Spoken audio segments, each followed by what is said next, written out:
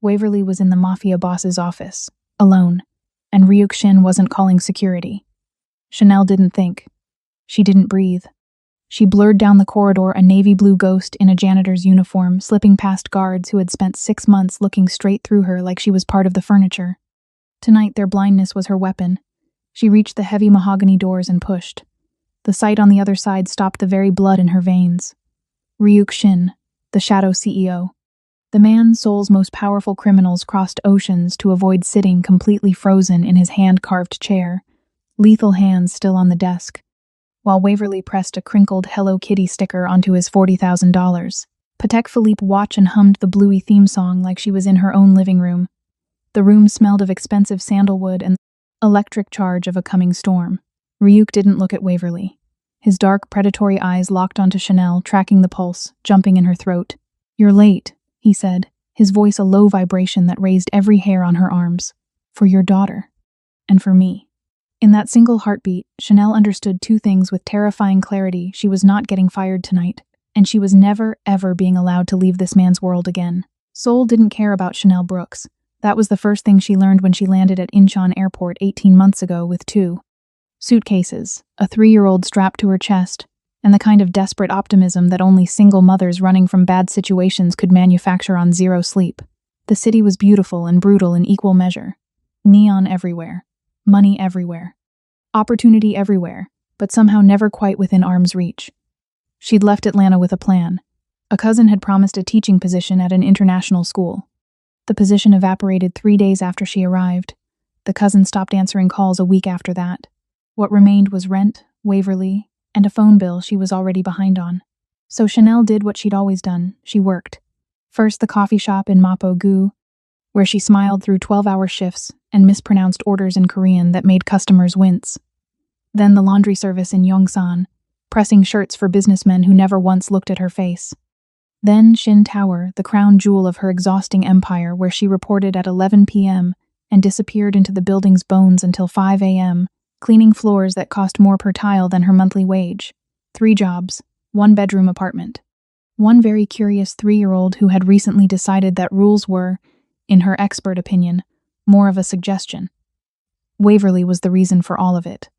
Also, occasionally, the cause of all of it. She was the kind of child who made strangers stop on sidewalks, big brown eyes that processed everything, a gap-toothed smile she deployed like a weapon, and absolutely zero understanding of the concept of danger. She touched everything, followed lights like a moth, asked questions in a hybrid language of English, broken Korean, and sounds she had simply invented herself. Chanel loved her so ferociously it was sometimes hard to breathe around it, which made the guilt sharper on nights like tonight when childcare fell through, when there was no backup plan, when the choice was bring Waverly or lose the job. She'd chosen to bring her. Hidden her in the supply closet on the 14th floor with a tablet, a juice box, a blanket, and strict instructions. "Special mission, baby. You are an undercover agent. Undercover agents stay quiet and stay put. You understand?" Waverly had saluted her with the juice box. Chanel had taken that as a yes. What she didn't know, what she couldn't have known, was that she had been anything but invisible inside Shin Tower. For 6 months, a camera on the 14th floor had been tracking her, not the official security feed. A private one connected to a single monitor on the 52nd floor. Ryuk Shin had noticed her on her 3rd night, not because she'd done anything wrong, because she'd done something no one else in his building had ever done.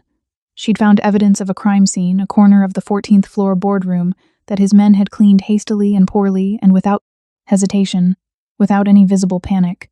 She had quietly and methodically finished the job, bleached the grout, replaced the rug corner, repositioned the furniture. Then she'd moved on to the next room like it was nothing. She hadn't told anyone, hadn't whispered to colleagues, hadn't reached for her phone. Ryuk had watched the footage 3 times. Then he'd pulled her employment file. Chanel Brooks, 28, American, single mother, 3 jobs. No criminal record, no connections, no agenda. Just a woman trying to survive a city that hadn't made space for her. He'd said nothing, done nothing. Just watched the way he watched everything that interested him. Quietly, completely. From a distance that felt like safety until it very suddenly wasn't. What he didn't know yet, what his surveillance hadn't told him, was that 18 months ago, A man named Gerald Webb had stood in a kitchen in Atlanta and made Chanel understand that the only way to keep Waverly safe was to disappear entirely. So she had. Soul was her disappearing act. And it had worked.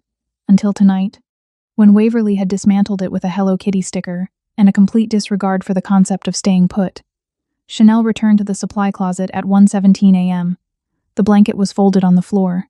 The juice box was empty. Waverly was gone. In her place, a trail of neon pink hair clips, one every few feet, leading down the corridor toward the executive elevator bank, like the world's smallest, most catastrophic breadcrumb trail. Chanel stared at it. Then she did the only thing a mother in that situation could do. She followed it. She found the obsidian keycard on the floor near the elevator, sleek, unmarked, heavier than it looked. The kind of card that didn't belong to any floor she'd ever cleaned. Above the elevator doors, the panel glowed with one destination. Chanel closed her eyes for exactly 1 second. Then she pressed the card to the reader, stepped inside, and let the doors close behind her. The elevator was too quiet. Not peaceful. The kind of silence that had weight, the kind that pressed against your ears and made you aware of every breath you were taking. Chanel watched the numbers climb. 30, 38, 44. Her reflection stared back from the polished door's maintenance uniform, edges of her braids escaping their bun, eyes doing something between prayer and calculation. 47, 49, 51. She thought about Waverly's face when she explained special missions. The seriousness of it. The juice box salute. Undercover agent stay put. In 3 years, Waverly had never once stayed put. 52. The doors opened. The penthouse corridor stopped her cold. Not the design, though it was deliberately. Different from every other floor. No fluorescent hum. No industrial carpet. Just amber light that seemed to come from the walls themselves, and a silence so layered it had texture. What stopped her was the sound cutting through it. Faint. Unmistakable. The Bluey theme song. Hummed slightly off-key by a child who had absolutely no idea she was the most dangerous variable in the most dangerous building in Seoul. Chanel moved. One door at the end of the corridor. Heavy mahogany. Cracked open 5 inches. 5 inches of warm light spilling into the hall like a warning nobody had posted in time. Her hand found the door. She pushed. The sight on the other side didn't just stop her. It reorganized her entire understanding of the next 60 seconds of her life. Ryuk-shin frozen, completely, unnervingly still. Hands flat on the desk. Jaw set. The most feared man in Seoul rendered motionless by a 3-year-old who was pressing a Hello Kitty sticker onto his watch with the focused precision of a surgeon and humming without a care in the world. He wasn't looking at Waverly. He was looking at the door. At her.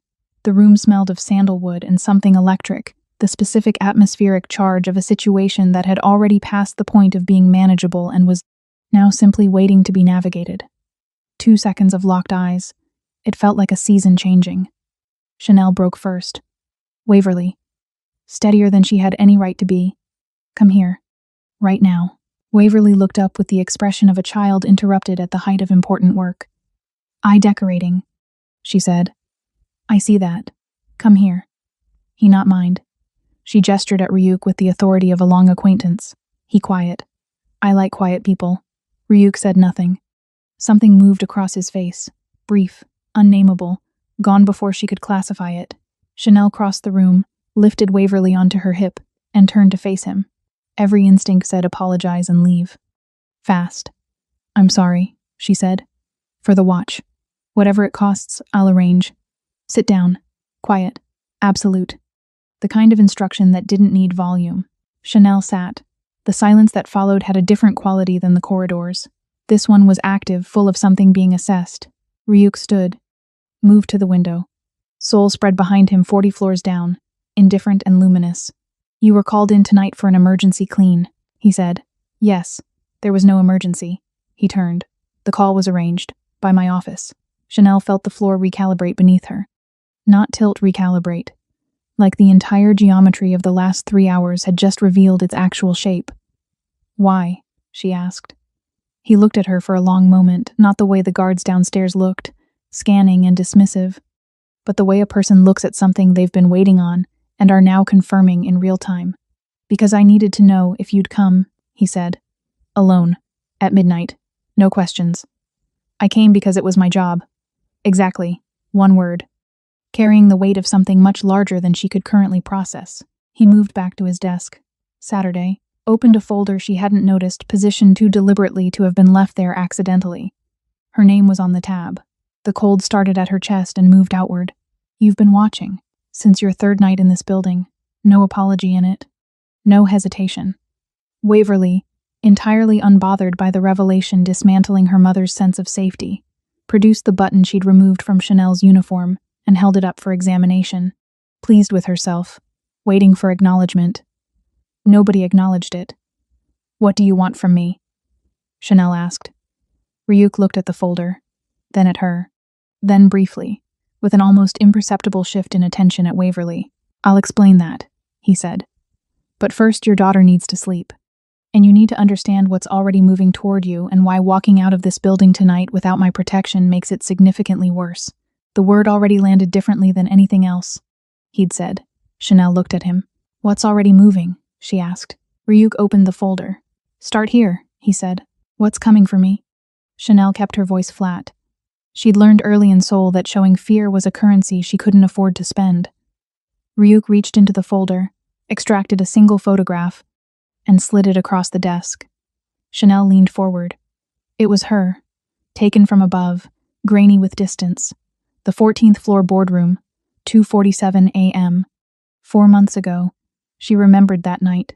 The smell, the careful way she'd worked, the decision she'd made in real time: see nothing, say nothing, be nobody. You knew what that was, Ryuk said.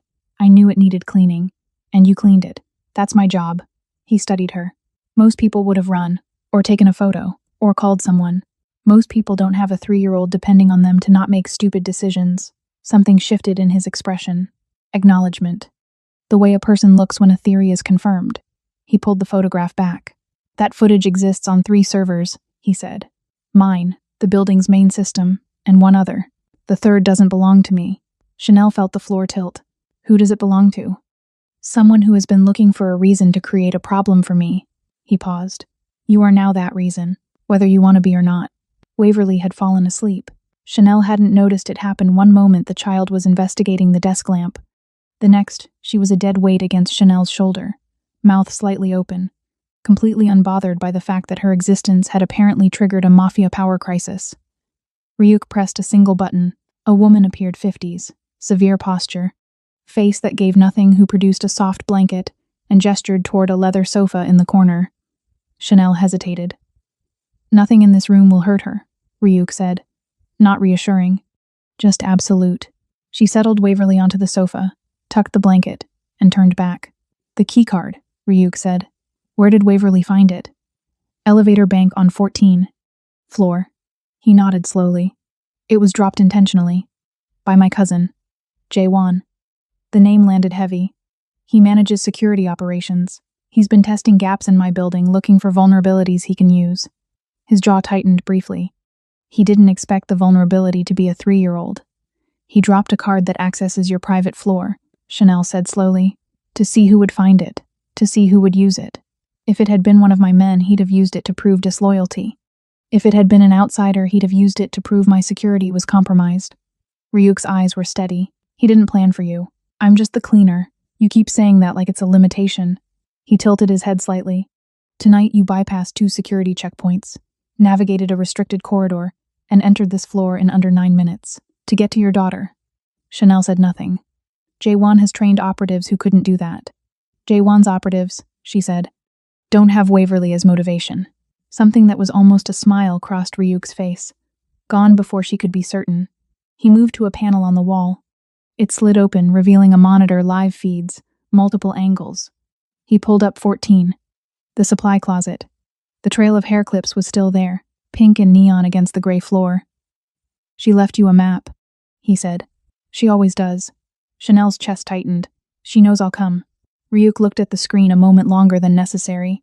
Then he closed the panel. Jae-won will know by morning that the card was used to access this floor, he said. He'll pull the elevator logs. He'll find you. And then what? You become a loose end in someone else's story. Pure information, no drama, unless you become a fixed point in mine. Chanel looked at Waverly sleeping on the sofa, chest rising and falling, completely peaceful in the office of the most feared man in the city. She turned back to Ryuk. What does a fixed point look like? He reached into the folder and placed a single key on the desk between them.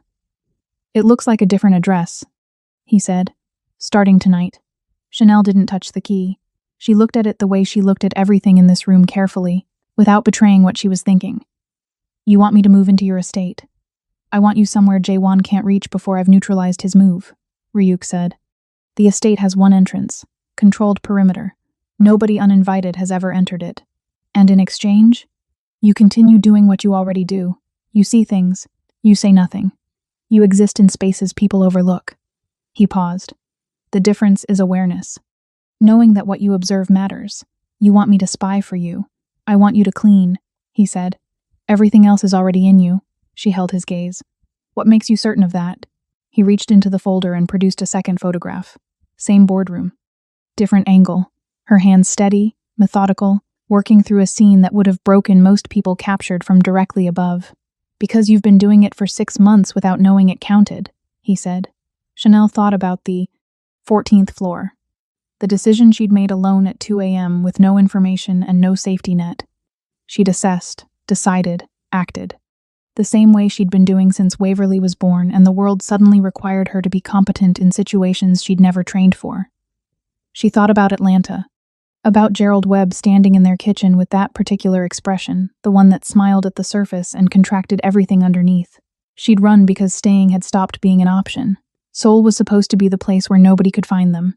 It had worked. Until tonight. If I say no? She asked. You go home. J1 finds you by morning. What happens after that is outside my control.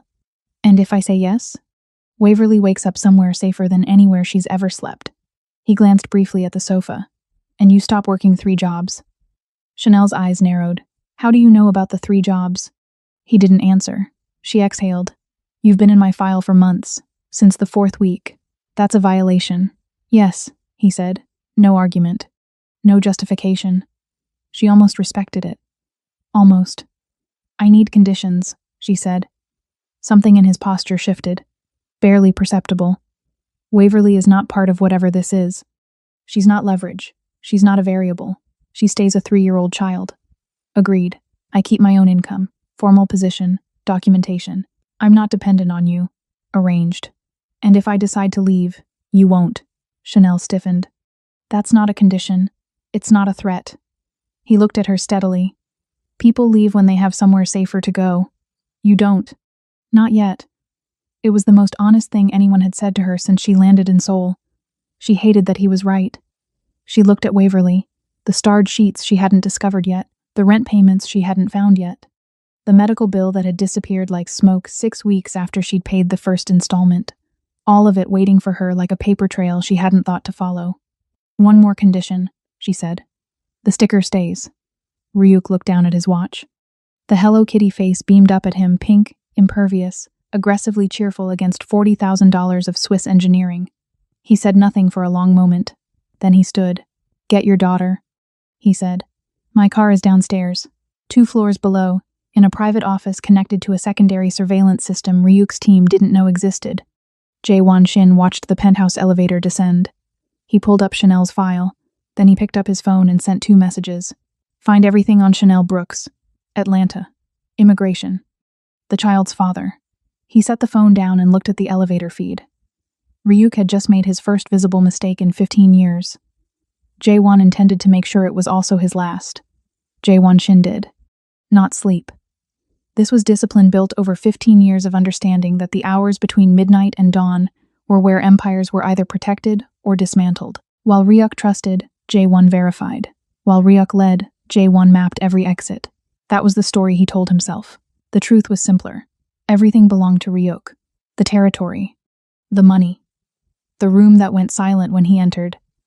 By birthright, by reputation, by the kind of cold intelligence that made men follow without being asked. Jae-won had spent 15 years being the second name in every sentence. He was finished with that. The response from Atlanta came at 4 a.m. He read it twice. Then he sat back and looked at the window for a long time. Gerald Webb, 32, Atlanta native. 2 prior arrests, both charges dropped. Currently employed at a private security firm with organizational connections, Jae-won recognized immediately. connected, resourceful, and according to the report, actively looking for Chanel Brooks and her daughter for the past 14 months. Jae-won read that line 3 times. A man with connections was already hunting the woman Ryuk had just installed in his private estate. A man with resources and 14 months of motivation and the kind of anger that didn't cool with distance. This was better than anything Jae-won had manufactured himself. He didn't need to destroy Ryuk directly. He just needed to open a door. He picked up his phone. Different contact this time. Someone with reach into American private networks. I need Gerald Webb to know where his family is. He set the phone down. Then he turned to the second piece of business, the governance board. He'd been preparing the formal complaint for 6 weeks. It was clean, precise, and constructed to make Ryuk's judgment look like sentiment dressed as strategy. He finalized it at 5 a.m. and filed it before sunrise. 2 moves, 1 internal, 1 external. He didn't need both to work, he just needed one. By 6 a.m., he was at his window, watching the city wake up. Ryuk had spent 15 years being untouchable, because he kept his world sealed. Nothing entered that he hadn't assessed and cleared. No variables he hadn't accounted for. Until a 3-year-old with a Hello Kitty fixation had walked through every line of defense he had, and instead of removing the variable, Ryuk had brought it home. Jae-won almost smiled. The Shadow CEO's greatest strength had always been that he felt nothing. It appeared that was no longer entirely true, and that was all Jae-won needed. Ryuk's estate was not what Chanel expected. Not cold, not deliberately intimidating, just quiet and settled, the kind of house that had been lived in by someone who understood the difference between power and performance. Long, private road, old trees, a structure at the end of it that looked like it had always been there and always would be. Waverly slept through the drive. She woke when the car stopped, looked out the window, and said, "Big house," with the calm assessment of a child who had already decided she approved. They were shown to a suite on the 2nd floor by the severe woman from the office, Mrs. O, who managed the estate with the efficiency of someone who had seen everything and been impressed by none of it. 2 rooms, both warm. A child's bed made up in the smaller room sheets with small yellow stars. Chanel stared at them. "Those were already here," she said. Mrs. O's expression confirmed everything and explained nothing. She left. Waverly climbed immediately onto the starred bed, pulled the blanket to her chin, and closed her eyes like she'd been sleeping here her whole life. "Special mission done?" Chanel asked quietly. "Mm-hmm." Waverly didn't open her eyes. "I did good." Chanel sat on the edge of the bed, pressed her hand to her daughter's forehead. "Yeah, baby," she said. "You did." She didn't sleep. She sat by the window and watched the estate grounds in the dark, the trees, the occasional sweep of patrol she could barely see, thinking about the keycard, about Jae-won, about a folder with her name on the tab that had been sitting in Ryuk Shin's office for months, about the starred sheets that had already been made up. He'd known she would come, not hoped, known, had prepared for it the way he prepared for everything quietly, without announcement. She was still working out whether that made her feel safer or more cornered when her phone lit up on the nightstand. Unknown number. Atlanta area code. She stared at it through 4 full rings. Then it stopped. Chanel set the phone face down and looked at Waverly sleeping under the stars. Nobody had that number. She'd changed it when she left, bought a Korean SIM at Incheon, told nobody in Atlanta where she was going. Nobody except one person who had found it anyway, because Gerald Webb had always been precise about the things he wanted and relentless about the things he felt belonged to him. Her hands were steady. Her chest was not. She turned the phone back over and looked at the missed call for a long time. Then she got up, went downstairs, and found Ryuk in the kitchen. He was already awake. Dress shirt from the night before, sleeves pushed up, standing at the counter with coffee like a man who either hadn't slept or didn't need to. He looked at her face and said nothing. She placed the phone on the counter between them, showed him the missed call. Ryuk looked at it, then at her. "Atlanta area code," she said. "Unknown number. Nobody has this phone." He picked it up, looked at the number for 3 seconds. Then he set it down and reached for his own phone. 1 call. 4 words in Korean she didn't catch. Then he set it down too. "How?" she asked. "Jae-won." No hesitation. He moved faster than I expected. Chanel absorbed this. "He found Marcus. He pointed Gerald at you." Ryuk looked at her steadily. "There's a difference.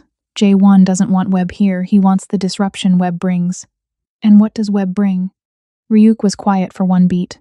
A reason for me to react emotionally, which is the only version of me the board can use against me. Chanel looked at the phone, then at Ryuk. He's coming to Seoul, she said. It wasn't a question. Possibly, if J1 gave him enough. He paused. Did Webb have resources in Atlanta? Connections, she said. The kind that make problems disappear and reappear somewhere else. Ryuk nodded once. Processing. Not alarmed. That steadiness, the complete absence of panic, did something to Chanel's chest that she didn't examine too closely. The board meeting is tomorrow, she said. Yes, 2 fronts. J1 internal, Gerald external. Yes. She picked up her coffee, looked out the kitchen window at the estate grounds, still dark, guards moving at the perimeter, the old trees standing like they'd weathered worse. Then we handle the board first, she said. Gerald second. Ryuk looked at her. That expression again, the one that confirmed a calculation. You're not afraid, he said. I'm terrified, she said. But I've been terrified before. It doesn't slow me down anymore. He was quiet for a moment. Then he poured her a second cup of coffee and slid it across the counter. The board meeting, he said. Here's what you need to know. The monitor room was behind the kitchen. No handle on the outside, just a panel that responded to Ryuk's palm. Inside was cold, light, and an entire wall of feeds. Shin Tower, the 14th floor, the boardroom. Locations she recognized and several she didn't. Restaurants, parking structures. A government building she was certain the public didn't know existed. She said nothing about those. Ryuk pulled up the boardroom feed. 2:47 a.m. 4 months ago. She watched herself work from above. Strange seeing your own competence from the outside. I found 3 things wrong with how my men cleaned that room, Ryuk said. You found 7. The grout. The furniture angles. The rug corner, she said. The light switch plate. The baseboard behind the credenza. The window latch, someone had forced it. And the waste bin liner had been replaced, but not the bin itself. He looked at her with the expression she was beginning to recognize. Confirmed calculation. He pulled up a second feed. Same room. 30 minutes earlier. 4 men working through the space in under 20 minutes. She watched them miss everything. They're trained to clean quickly, she said. I'm trained to clean correctly. Observation is a skill most people don't value until they need it. He switched feeds. This is from 6 weeks ago. J1. 14th floor corridor. Crouching near the elevator bank, placing the obsidian card on the floor with the precise casualness of someone executing a plan, then looking directly up at a camera he didn't know existed. He's mapped 70% of your system, Chanel said. The other 30 is watching him find the 70. She absorbed this. And the board complaint. When did he file it? This morning, 5 a.m. Ryuk pulled up the document. He's been preparing it for 6 weeks. Chanel read it. Clean, precise, accurate, each point reframed to mean something different than what it was. She recognized the architecture of it, the way a person constructed a version of the truth that couldn't be argued with, because none of the facts were wrong. Gerald had been good at that too.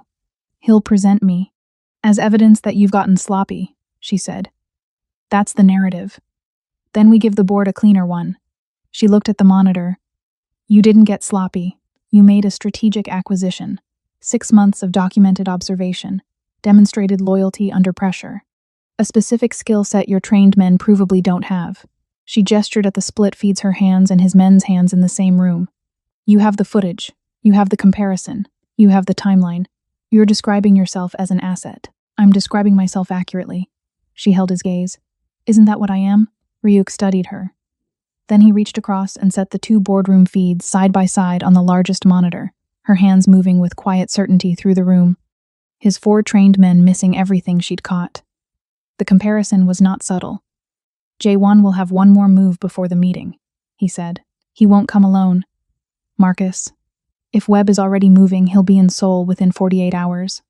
J1 will use his arrival to demonstrate that my estate has been compromised, that I've brought a civilian with active external threats directly into my personal security perimeter.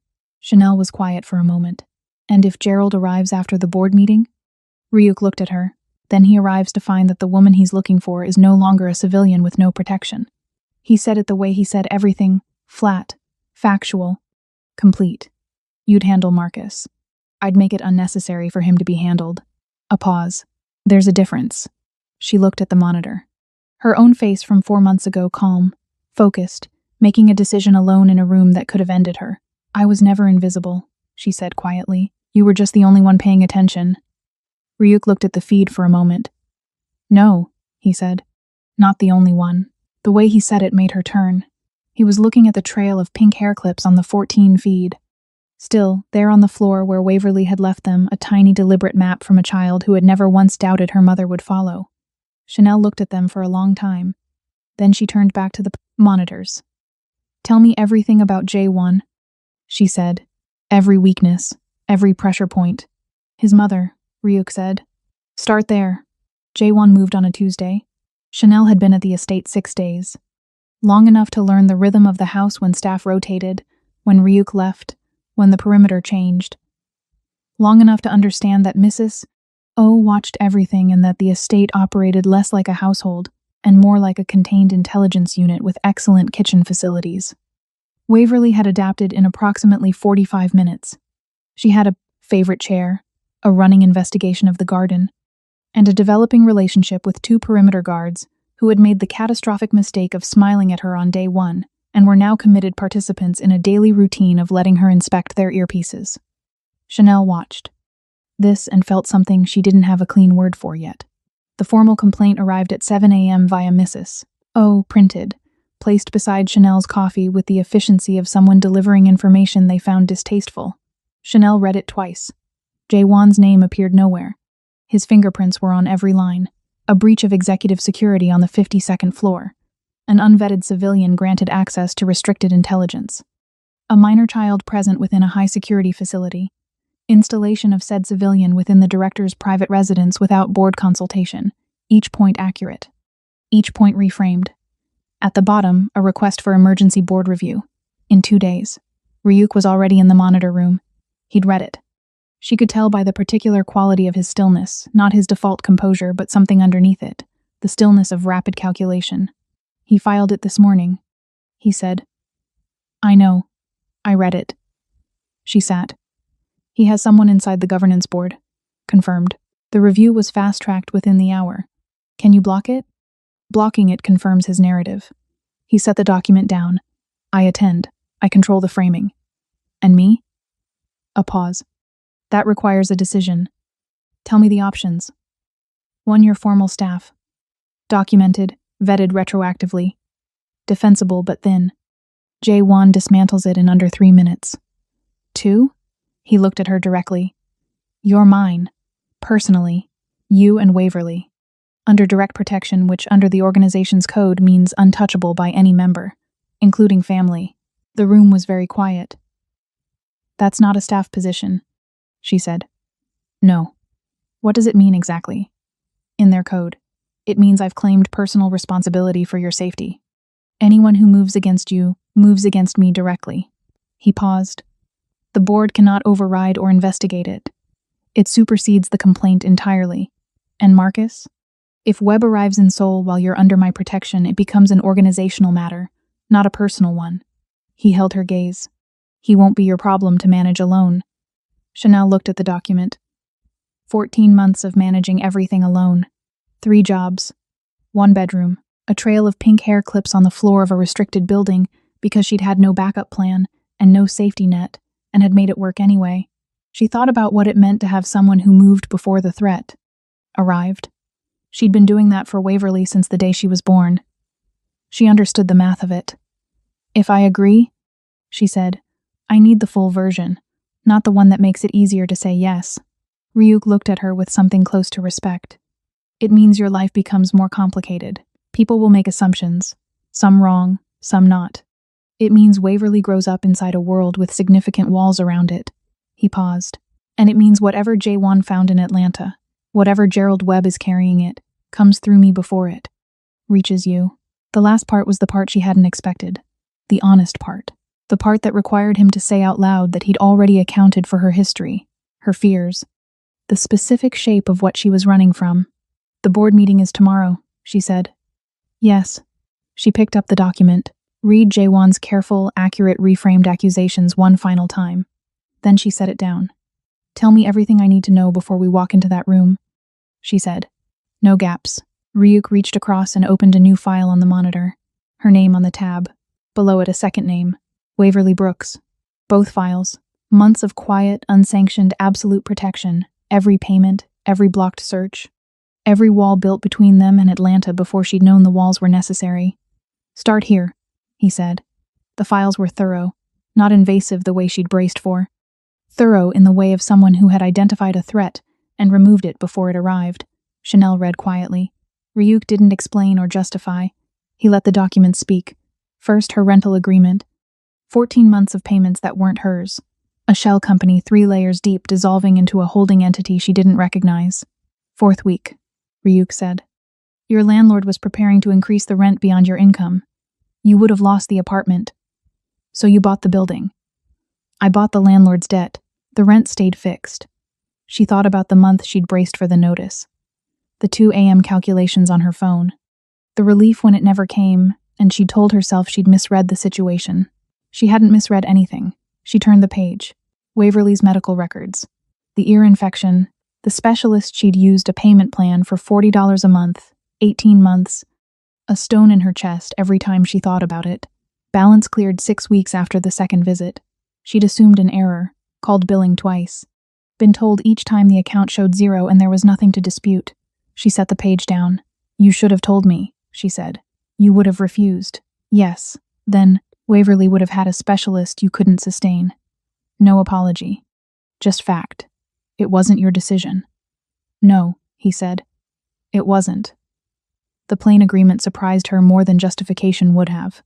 He'd done something outside his jurisdiction and simply acknowledged it. She turned another page. A surveillance report. Photographs. A name. Gerald Webb. Her hands were very still on the paper. He looked for you 8 months ago, Ryuk said, carefully. Hired someone to trace your immigration records. The trail was blocked at entry point. Your visa documentation had been routed through a secondary registry that doesn't cross-reference with commercial search databases. You did that before you knew about. My organization owns the registry. Standard routing for anyone connected to Shin Tower staff. A pause. It protected you without targeting you specifically. But when you found my file, I made sure it held. She looked at the photograph of Marcus, taken from a distance, him outside a building in Atlanta, phone to his ear, that particular expression she remembered, the one that smiled at the surface and contracted everything underneath. The missed call 2 nights ago, she said. That was J1 giving him the number. Yes. And likely your location. She closed the file. He's already on a flight. Landed 40 minutes ago. Ryuk's voice didn't change. He's at a hotel in Gangnam. My people have eyes on him. Chanel absorbed this. Seoul felt suddenly smaller, the city she'd chosen for its size and anonymity, contracting to the distance between this estate and a hotel in Gangnam. The board meeting is in 4 hours, she said. Yes, you need me focused on that. I need you to know he's contained, Ryuk said. So you can be. She looked at him. What does contained mean? It means he can't reach you or Waverly today. After the meeting, he paused. After the meeting, we deal with Webb directly. How? Ryuk was quiet for a moment. Not evasive, selecting the precise version of the truth. Gerald Webb has organizational connections in Atlanta that interact with networks I have relationships with, he said. I make one call. Webb understands that finding you was the end of the road. Not the beginning. You'd do that. I'd make it clear that pursuing you further would be professionally catastrophic for him. A pause. Men like Webb respond to hierarchy. I'm above his. Chanel looked at the garden feed on the monitor. Waverly, visible near the flower bed, crouched over something on the ground, one of the guards standing 3 feet behind her, with the expression of a man who had been assigned the most important post of his career. She doesn't know any of this, Chanel said. No. She just thinks she found a pretty card in an elevator and went on an adventure. Yes. Chanel watched her daughter stand up, holding whatever she'd found, turning to the guard with the expression of someone who had made a significant scientific discovery. 14 months, Chanel said. I thought I was invisible. I thought I'd built something nobody could find. You did, Ryuk said. It just already had someone standing in front of it. She turned from the monitor. Why? She asked. Not for the first time, but differently now, with the files open between them, with Gerald 40 minutes away, with the board meeting 4 hours out. The real answer, not the asset narrative. Ryuk looked at the files for a moment. You made a decision in that boardroom alone at 3 a.m. with no information and no protection, he said. You decided something larger than yourself needed protecting, and you did it without asking what it would cost you. He paused. I've spent 15 years trying to build that quality into people. It can't be built. It's either there or it isn't. And you decided I was worth protecting because I cleaned a room. I decided you were worth protecting, he said, because of the decision you made before you picked up the mop. Chanel was quiet. Outside, Waverly was showing her discovery to the guard with complete seriousness. The guard was examining it with equal seriousness. A rock, an insect, something of enormous personal significance. After the board meeting, Chanel said, Marcus. Yes. And after Marcus? Ryuk looked at her. Something in his expression that she'd been watching shift incrementally over 6 days had moved again further from assessment, closer to something she didn't have a name for yet. After Marcus, he said, you stop looking over your shoulder. She held his gaze for a moment. Then she closed the files. Tell me about J1's mother, she said. Everything. The board met in a room designed to make people feel small. Chanel recognized the tactic. 30-foot ceilings, a table long enough to land a small aircraft on, 12 chairs on each side occupied by people who had spent decades perfecting the art of appearing unmoved. She walked in beside Ryuk and felt the room recalibrate. Not toward her, toward him. Specifically toward the fact that he had brought her, that she was here at his left, in something Mrs. O had produced that morning without comment, clean lines, understated, the kind of outfit that said nothing loudly and meant everything quietly. Waverly was at the estate with Mrs. O and 2 guards and a full scientific agenda involving the garden. Chanel had kissed her forehead and told her to be good. Waverly had told her to be brave. J1 was already seated. He looked at Chanel once comprehensive, assessing then at Ryuk, with the expression of a man selecting the correct version of a prepared response. Ryuk pulled out Chanel's chair before taking his own. The room noticed. Nobody said so. Director Beck 60s. The particular energy of someone who had outlasted 4 directors and fully intended to outlast 4 more, opened without ceremony. The complaint concerns a security breach on the 52nd floor and the installation of an unvetted civilian within the director's private residence. She looked at J1. The filing party has the floor. J1 spoke for 8 minutes. Well constructed. Precise. Accurate in the way that a map drawn to lead you somewhere wrong is accurate. Every landmark, correct. The destination, a lie. The breach, the keycard, the unvetted access, the speed of the decision. Each point assembling a portrait of a man whose standards had softened into suggestions. He referred to Waverly as a minor child, clinical, deliberate. When he finished, the room held the silence of people who found the argument sound. Director Beck looked at Ryuk. Your response? Ryuk didn't stand. He removed a document from his folder and slid it to the nearest board member. It traveled the length of the table. 14 months of surveillance on Shin Tower maintenance staff. Standard protocol. What's not standard is what it produced. He nodded at Chanel. She opened her folder, placed 2 photographs at the center of the table side by side. The boardroom, his 4 trained men. Her. 4 months ago, a situation required immediate containment on the 14th floor. Ryuk said. My team addressed it. These are the results. The board looked. The comparison required no annotation. Miss Brooks identified and corrected 7 critical oversights my trained team missed, without instruction, without incentive, without any knowledge of what she was dealing with or who was watching. He let that settle. She then said nothing to anyone for 4 months. Director Bake studied the photographs. The keycard, J1 said, controlled. The edge underneath it barely audible. The breach was yours. The room shifted on its axis. Ryuk placed a second document on the table. Surveillance stills J1 crouching at the elevator bank, the card leaving his hand, the timestamp. The camera he hadn't known was there looking directly down at him. The card was placed deliberately by the filing party as part of an 8-month mapping operation against this organization's security. Infrastructure. 3 seconds of silence. I have 41 documented instances. J1's face moved through something and controlled it. The question before this board, Ryuk said, is not whether my judgment is sound. The question is whether a family member conducting a covert operation against our own security warrants a response. He looked at Director Beck. I'll leave the framing to the board.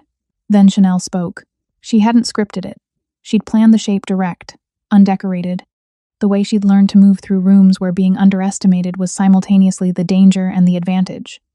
She walked the board through the boardroom photographs, the way she'd walked through the room itself, methodically, with the precision of someone who remembered every decision she'd made alone at 2:47 a.m., with no information and no protection. She placed one final document on the table. 14 months of Shin Tower employment. Records. Access logs. Security clearances processed and renewed without incident. The full, unbroken paper trail of a woman who had been in this building longer than some of the people in this room, and had never once been a liability. I have had access to every floor below 52 for 14 months, she said. Nothing I have seen has left this building. Nothing I have heard has been repeated. She looked at Director Beck directly. I understand that my presence here is unusual. I also understand that unusual and unsound are not the same thing. She sat down. The room was quiet in a different way than before. Director Beck looked at the photographs, then at Chanel, then at Ryuk, then, briefly, with the expression of a woman who had just finished reading a room she found more interesting than most at J1. The meeting lasted 40 more minutes. J1 paused at the door when it was over. He looked at Chanel. Not defeat, not respect.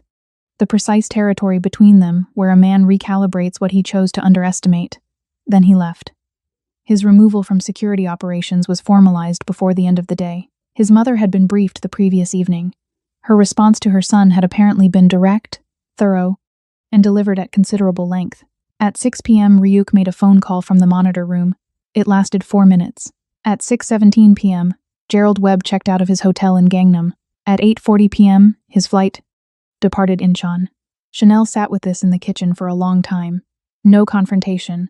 No moment of standing face to face with the thing she'd spent 14 months running from. Just a phone call. 4 minutes. A departure gate. She'd built walls across an ocean. Ryuk had made one call and turned them into a horizon. That evening he walked into the sitting room. Waverly looked up from her headquarters, drawings spread. Across the low table, garden rocks arranged in a sequence of obvious significance. Her bear occupying the position of highest authority. Ryuk crouched to her level, the most powerful man in Seoul. On one knee, in front of a 3-year-old who examined his watch with the seriousness of a conservator assessing damage, noted the lifting corner of the original sticker, and reached into her dress pocket. Fresh Hello Kitty sticker, pink, pristine, aggressively glittery. She pressed it over the old one with both thumbs, smoothed the edges, checked her work, looked up.